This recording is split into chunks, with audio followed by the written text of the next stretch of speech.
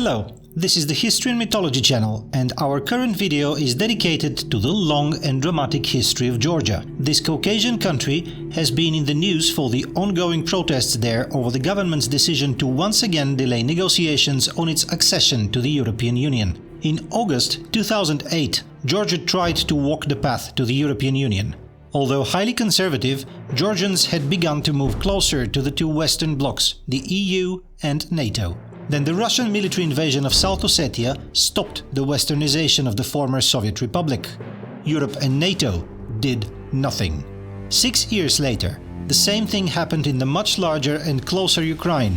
The country was on the verge of joining the European Union when first a failed pro-Russian coup attempt and then a Russian invasion of the Crimea and Donbas regions stopped its western course. In a sense, Georgia was a rehearsal for Ukraine. The story of 2022 and the beginning of the full-scale Russian-Ukrainian war continues to unfold before our eyes. But let's return to Georgia with its analogous fate. Georgia is interesting for several historical and cultural reasons. First, the country is probably the true homeland of wine, just as Bulgaria is the true homeland of gold processing.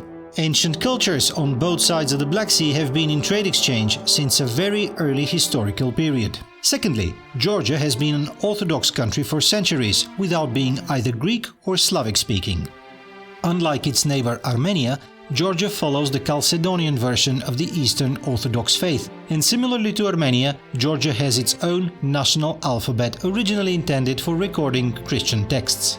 Unlike the case of Georgia and Armenia, the Bulgarian national Christian script, the Cyrillic alphabet, has become international and is used even far beyond national borders. Thirdly, Georgia is in the unique position of being a part of the Byzantine sphere of cultural influence, but at the same time being the homeland of phenomena that are usually assumed to be purely Western, namely chivalry and courtly culture. Finally, one of the ancient names of Georgia is Iberia, a word that strangely reminds us of the Iberian Peninsula in the extreme west of Europe.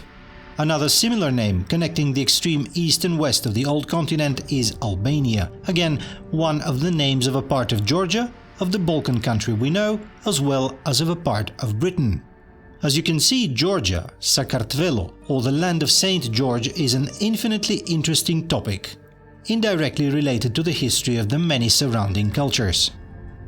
The region of Caucasia lies between two continents at the junction of several ancient and historic trade routes, which endow it with a significant strategic and economic importance.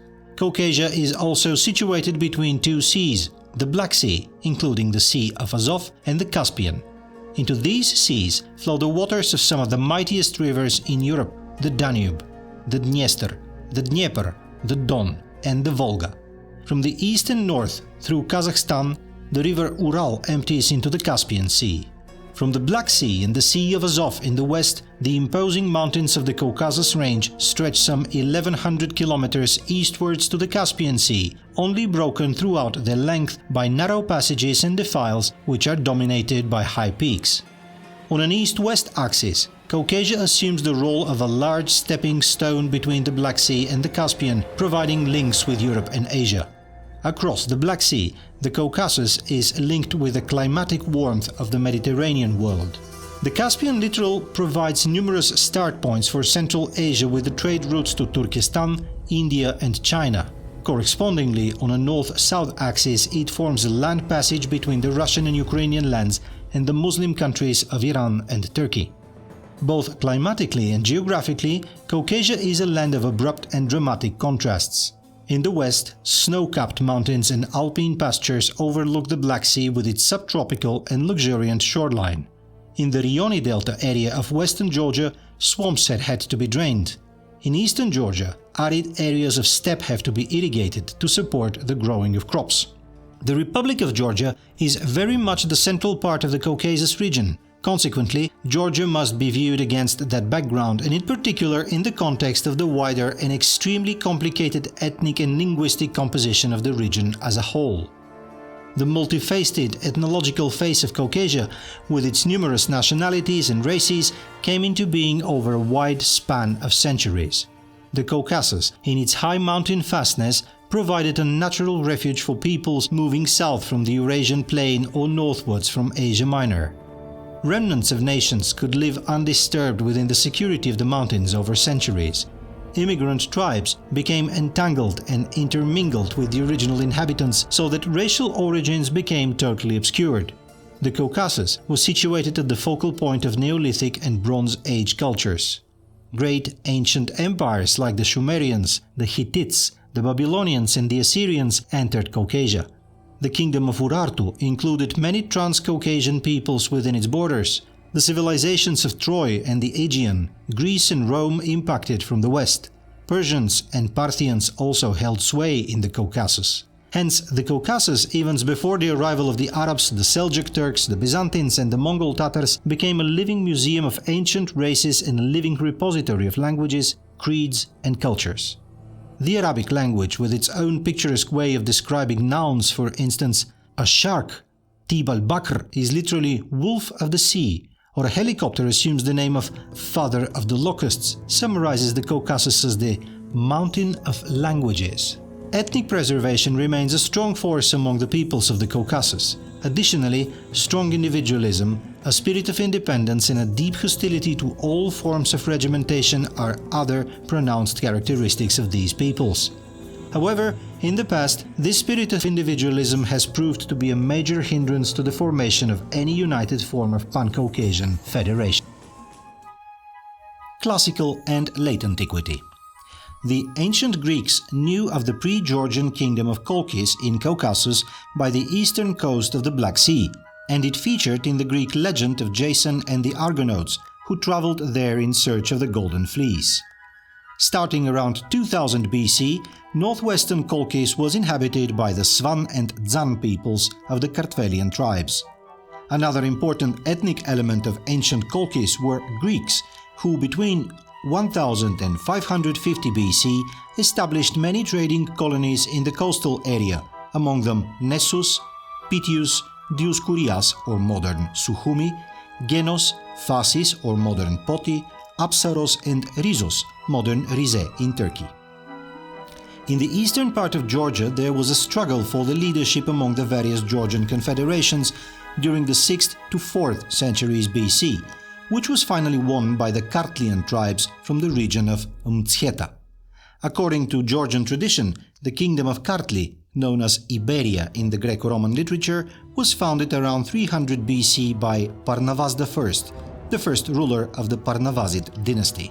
Between 653 and 333 BC, both Caucasus and Iberia survived successive invasions by the Iranian Median Empire.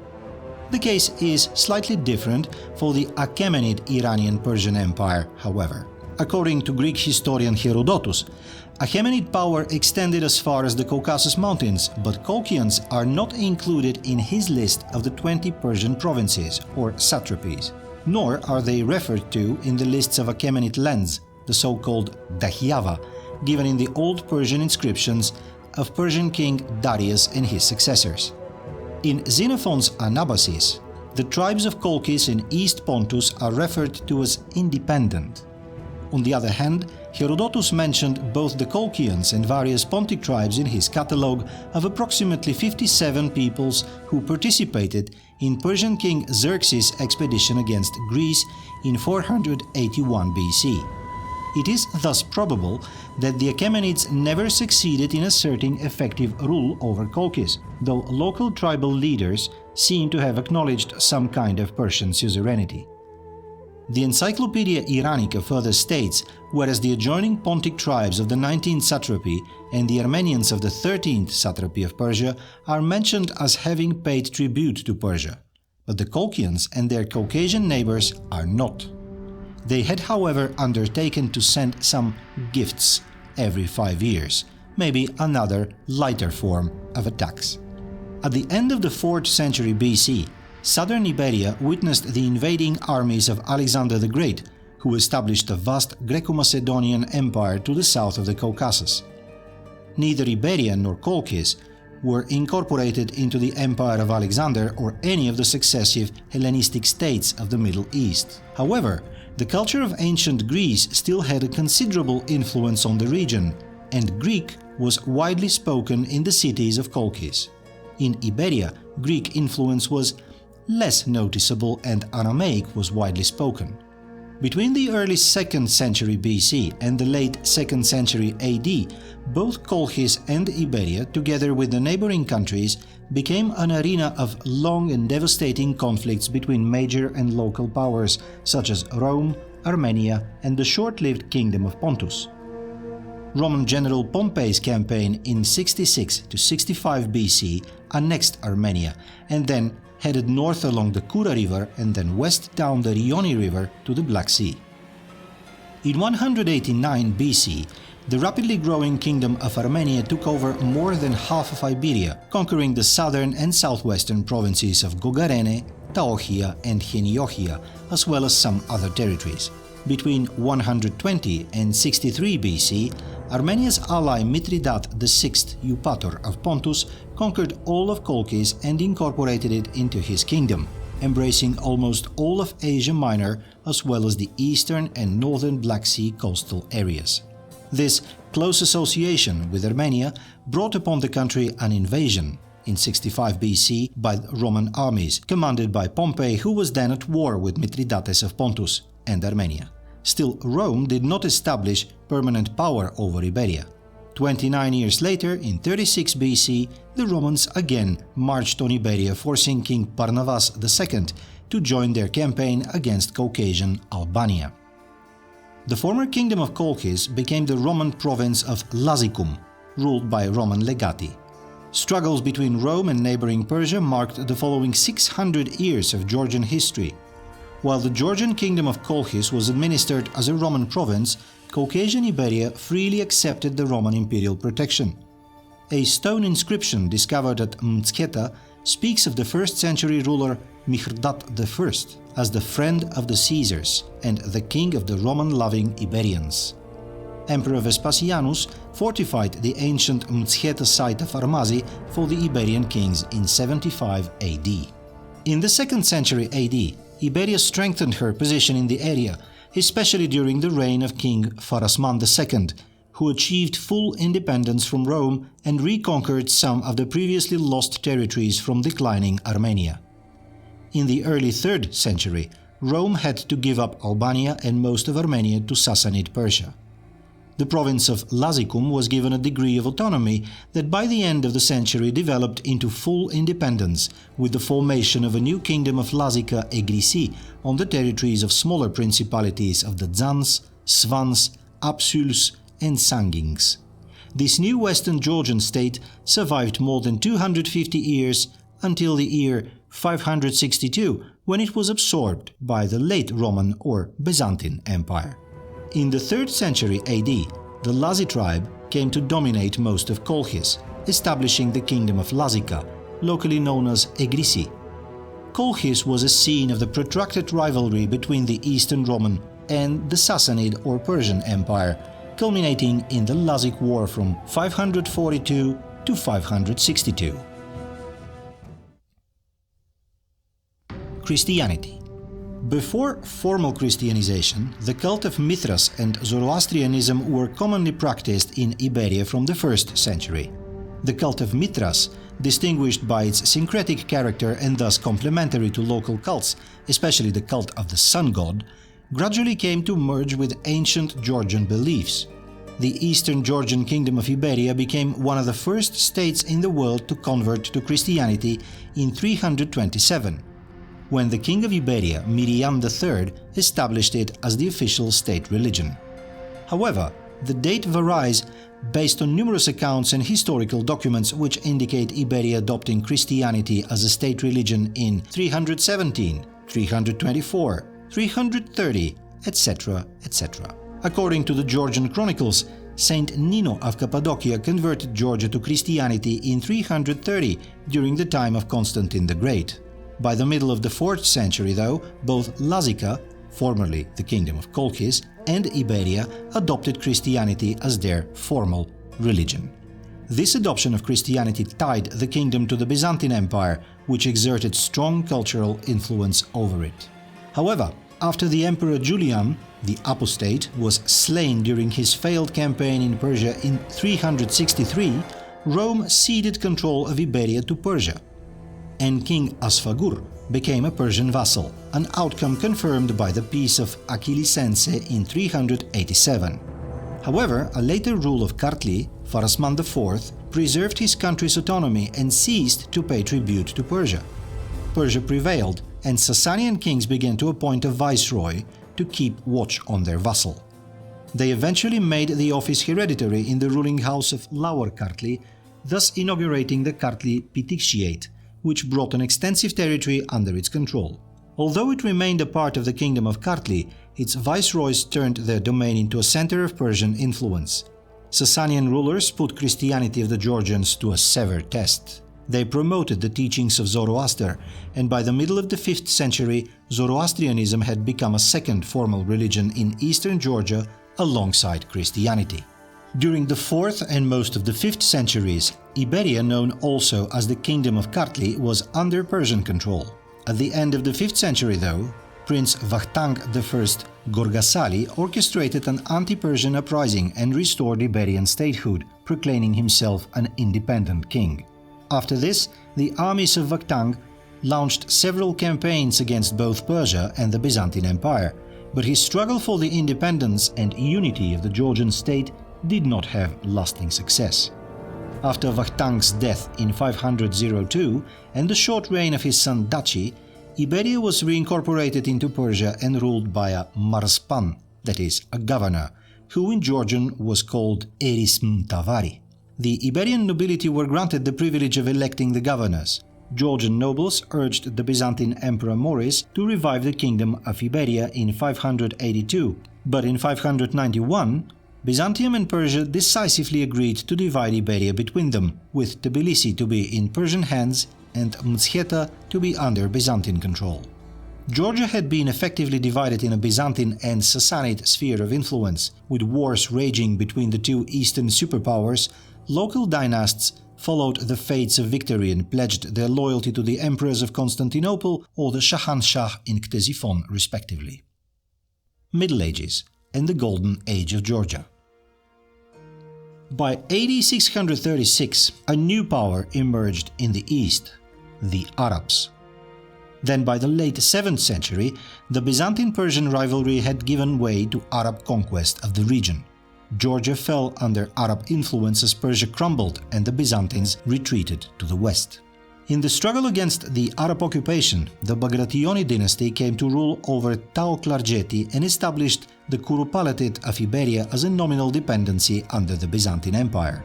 The restoration of the Georgian kingship begins in AD 888, when Adarnase IV took the title of King of the Iberians. However, the Bagrationi dynasty failed to maintain the integrity of their kingdom, which was actually divided between the three branches of the family, with the main branch retaining Tao and another controlling Klarjeti. At the end of the 10th century, the Kurupalat David of Tao invaded the earldom of Iberia or Kartli and gave it to his foster son Bagrat III and installed Gurgen as his regent, who was later crowned as King of Kings of the Iberians on the death of Bagrat the Simple in 994. Through his fortunate bloodlines, Bagrat was destined to sit upon two thrones. Furthermore, through his mother Guranduht, sister of the childless Abkhazian king Theodosius III, Bagrat was a potential heir to the realm of Abkhazia. 3 years later, after the death of Theodosius III, Bagrat III inherited the Abkhazian throne. In the year 1008, Gurgen died, and Bagrat succeeded him as king of the Iberians, becoming thus the first king of a unified realm of Abkhazia and Iberia. After he had secured his patrimony, Bagrat proceeded to press a claim to the easternmost Georgian kingdom of Kakheti-Hereti and annexed it in or around 1010, after 2 years of fighting and aggressive diplomacy. Bagrat's reign, a period of uttermost importance in the history of Georgia, brought about the final victory of the Georgian Bagratids in the centuries-long power struggles. Anxious to create more stable and centralized monarchy, Bagrat eliminated or at least diminished the autonomy of the dynastic princes. In his eyes, the most possible internal danger came from the Klarjeti line of the Bagrationi. Although seeming to have acknowledged Bagrat's authority, they continued to be styled as kings and sovereigns of Klarjeti. To secure the succession to his son, George I, Bagrat lured his cousins on protective reconciliatory meeting to the Panatskerti castle and threw them in prison in 1010. Bagrat's foreign policy was generally peaceful, and the king successfully maneuvered to avoid the conflicts with both the Byzantine and Muslim neighbors, even though David's domains of Tao remained in a Byzantine and Tbilisi in the Arab hands. The major political and military event during George I's reign, a war against the Byzantine Empire, had its roots back to the 1900s, when the Georgian prince Kurupalat David of Tao, following his abortive rebellion against Emperor Basil II, had to agree to cede his extensive possessions in Tao and the neighboring lands to the emperor on his deathbed. All the efforts by David's stepson and George's father, Bagrat III, to prevent these territories from being annexed to the empire went in vain. Young and ambitious, George launched a campaign to restore the Kurupalates' succession to Georgia and occupied Tao in 1015-1016. The Byzantines were at that time involved in a relentless war with the Bulgarian Empire, limiting their actions to the west. But as soon as Bulgaria was conquered, Basil II led his army against Georgia in 1021. An exhausting war lasted for 2 years and ended in a decisive Byzantine victory, forcing George to agree to a peace treaty in which he had not only to abandon his claims to Tao, but to surrender several of his southwestern possessions to Basil and to give his 3-year-old son Bagrat IV as a hostage. The young child Bagrat IV spent the next 3 years in the imperial capital of Constantinople and was released in 1025. After George I's death in 1027, Bagrat, aged 8, succeeded to the throne. By the time Bagrat IV became king, the Bagratids' drive to complete the unification of all Georgian lands had gained irreversible momentum.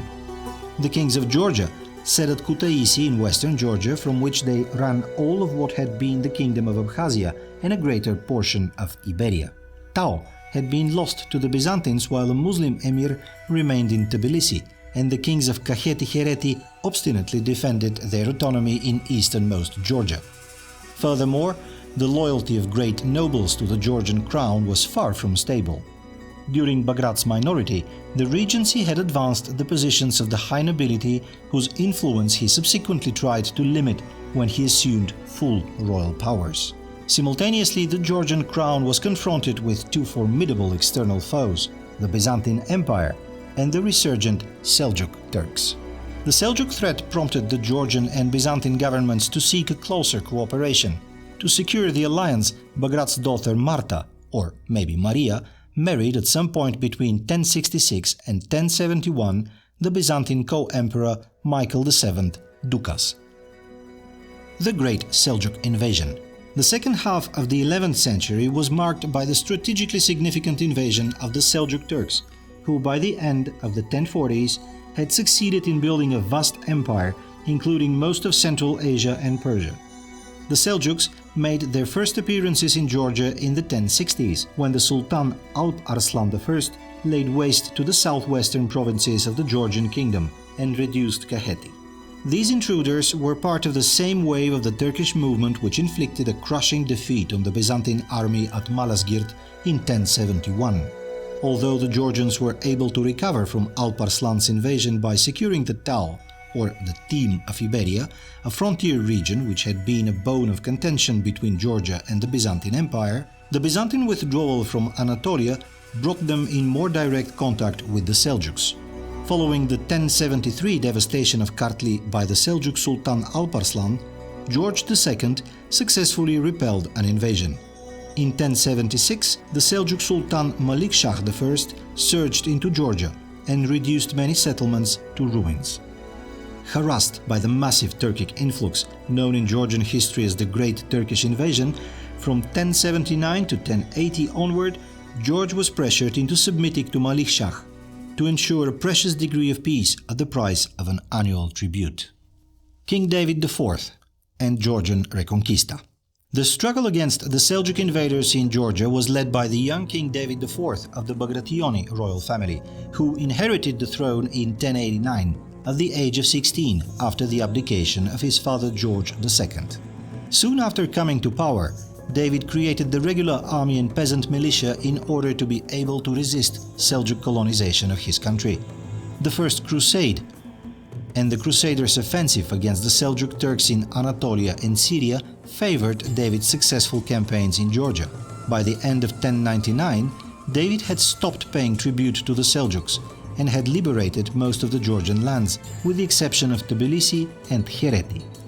In 1103, he reorganized the Georgian Orthodox Church and closely linked it with the state by appointing as Catholicos, or archbishop, a crown chancellor. In 1103-1105, the Georgian army took over Hereti and made successful raids into still Seljuk-controlled Shirvan. Between 1110 and 1118, David took Lori, Samshvilde, Rustavi and other fortresses of Lower Kartli and Tashiri, thus turning Tbilisi into an isolated Seljuk enclave. In 1118-1119, having considerable amounts of free unsettled land as a result of the withdrawal of Turkish nomads, and desperately needing qualified manpower for the army, King David invited some 40,000 Kipchak warriors from North Caucasus to settle in Georgia with their families. In 1120, the ruler of Alania recognized himself as King David's vassal and afterwards sent thousands of Alans to cross the main Caucasus range into Georgia, where they settled in Kartli. The Georgian royal army also welcomed mercenaries from Germany, Italy and Scandinavia. All those Westerners were defined in Georgia as the Franks, as well as from Kievan Rus. In 1121, the Seljuk Sultan Mahmud declared jihad on Georgia and sent a strong army under one of his famous commanders, Ilgazi, to fight the Georgians. Although significantly outnumbered by the Turks, the Georgians managed to defeat the invaders at the Battle of Digdori, and in 1122 they took over Tbilisi, making it Georgia's capital. 3 years later, the Georgians conquered Shirvan. As a result, the mostly Christian-populated Gishikabala area in western Shirvan, a relic of the once prosperous Albanian kingdom, was annexed by Georgia, while the rest of already Islamicized Shirvan became Georgia's client state. In the same year, a large portion of Armenia was liberated by David's troops and fell into Georgian hands as well. Thus in 1124, David also became the king of Armenians, incorporating northern Armenia into the lands of the Georgian crown. In 1125, King David died, leaving Georgia with the status of a strong regional power. In Georgia, he is called the Builder. David the Builder's successors, Kings Demetrius I, David V and George III, continued the policy of Georgia's expansion by subordinating most of the mountain clans and tribes of North Caucasus and further securing Georgian positions in Shirvan. However, the most glorious sovereign of Georgia of that period was Queen Tamar, David's great-granddaughter. The kingdom continued to flourish under Demetrius I, the son of David. As soon as he ascended to the throne, the neighboring Muslim rulers began attacking Georgia from all sides. The Seljukid sultans fought to restore the rule of the Shirvan Shahs. Shirvan's large Muslim population rose against Georgia. This probably happened in 1129 or 1130, when Demetrius restored the Shirvan Shah to power in Shirvan, installing on the throne Manuchir II, the husband of his daughter Rusudan. The Shirvan Shah had to provide the Georgian king with troops whenever the latter demanded that. In 1130, Georgia was attacked by the Sultan of Ahlat, Shaharmen Sukmen II. This war was started by the passage of Ani into the hands of the Georgians. Demetrius I had to compromise and give up Ani to the Shahadid emir Fadl ibn Mahmud on terms of vassalage and inviolability of the Christian churches. In 1139, Demetrius raided the city of Ganja in Aran. He brought the iron gate of the defeated city to Georgia and donated it to the Gelati monastery at Kutaisi. Despite this brilliant victory, Demetrius could hold Ganja only for a few years. In reply to this, the Sultan of the Elguzids attacked Ganja several times, and in 1143 the town once more fell to the Sultan. According to the Mihitar Ghosh, Demetrius ultimately gained possession of Ganja, but when he gave his daughter in marriage to the Sultan, he presented the latter with the town as dowry, and the Sultan appointed his own emir to rule it. Thus Ganja once again fell into the hands of the Elguzids. In 1130, Demetrius revealed a plot of nobles, probably involving the king's half-brother Vakhtang. The king arrested the conspirators and executed one of their leaders in 1138 or 1145. Fadl's successor, Fakhreddin Shaddad, Al-Shaddadid Emir of Ani, asked for Selçuk's daughter's hand. However, Selçuk refused him. This caused a deep hatred in Shaddad towards Selçuk. In 1145, although his reign saw a disruptive family conflict related to royal succession, Georgia remained a centralized power with a strong military. A talented poet, Demetrius also continued his father's contributions to Georgia's religious polyphony. The most famous of his hymns is "Thou art a vineyard," dedicated to God. King Demetrius was succeeded by his son George III in 1156, beginning a stage of more offensive foreign policy. In the same year of his ascension to the throne, George launched a successful campaign against the Shah Armens, raided their lands and turned back with prisoners and booty.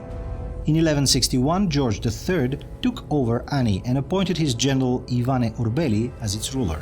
A coalition consisting of the ruler of Ahlat, Shah Armen Sükmen II, the ruler of Diyarbakir, Qutbuddin Ilghazi, Al-Malik of Erzurum and others was formed as soon as the Georgians seized the town, but the latter defeated the allies.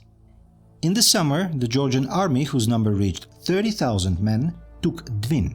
In response to this, Eldigus soon proceeded northward to recover the city of Dvin. A coalition of Muslim rulers, Shah Armen Saifeddin Beytemir, Ahmadili Arslanaba, Arzenemir Fakhreddin and Selçuk II, led by Eldigus, took the fortress of Gagi, laid waste as far as the region of Gagi and Gergangunik, seized prisoners and booty, and then moved to Ani, capturing and granting it to Shahadid Emir Shahanshah ibn Mahmud.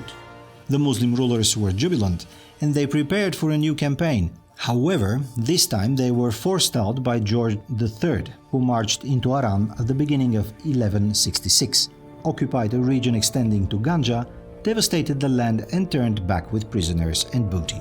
The Shaddadid ruled Ani for about 10 years as vassals of Elgis, but in 1174 George III took the Shahanshah as a prisoner and occupied Ani once again, appointing Ivane Urbeli as governor.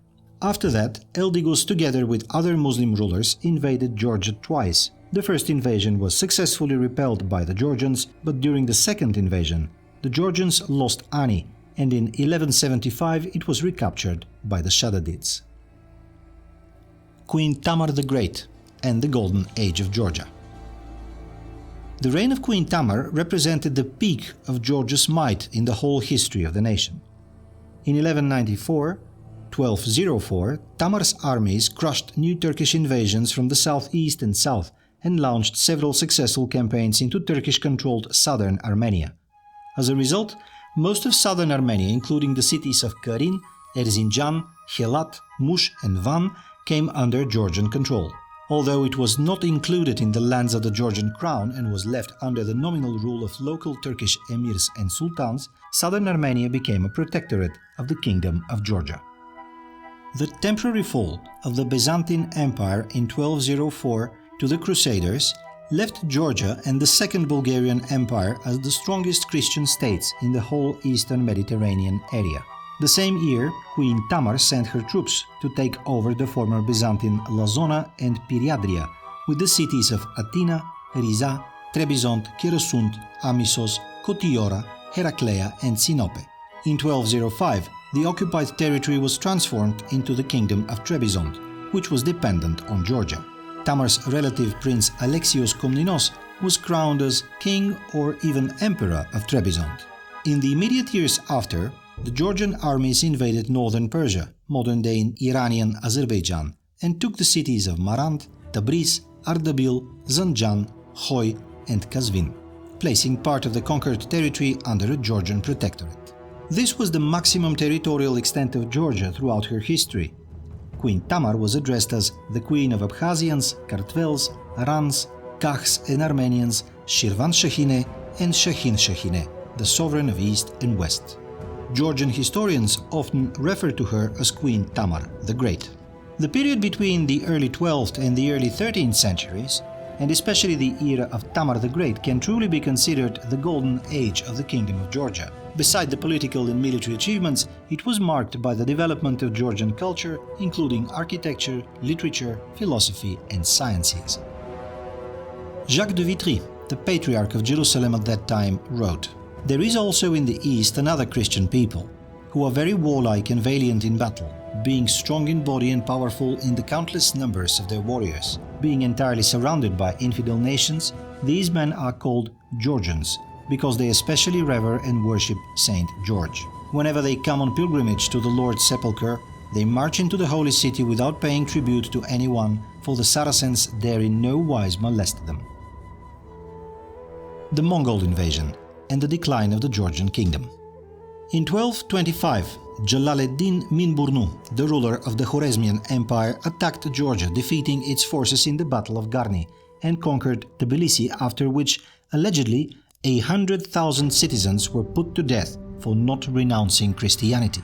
In the 1220s, the South Caucasus and Asia Minor faced the invasion of the Mongols. In spite of fierce resistance by Georgian Armenian forces and their allies, the whole area, including most of Georgia, all Armenian lands and central Anatolia, eventually fell to the Mongols in 1236. In 1243, Queen Rusudan of Georgia signed a peace treaty with the Mongols, in accordance with which Georgia lost her clan states, ceded western Shirvan, Nakhichevan and some other territories, and agreed to pay tribute to the Mongols, as well as to let them occupy and de facto rule more than half of the remaining territory. Although Mongol-occupied Tbilisi remained the official capital of the kingdom, the queen refused to return there and stayed in Kutaisi until her death in 1245. In addition to all the above hardships, even the kingdom of Western Georgia, the part of the kingdom that remained free from the Mongols, started disintegrating.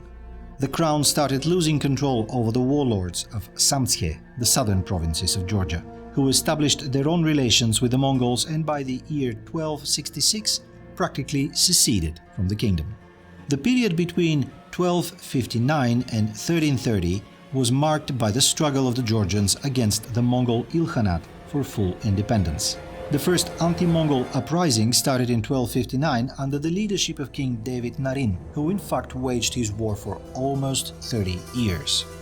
The anti-Mongol strife went on under the kings Demetrius II and David VIII. Finally, it was King George the Brilliant who managed to play on the decline of the Ilkhanate, stopped paying tribute to the Mongols, restored the pre-1220 state borders of Georgia and returned the Empire of Trebizond into Georgia's sphere of influence. In 1386 to 1403, the Kingdom of Georgia faced 8 Turco-Mongolic invasions under the leadership of Tamerlane.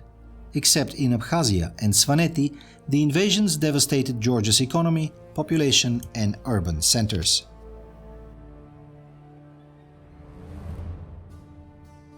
Thanks for listening and watching. This is the History and Mythology channel. Please share, like and support us.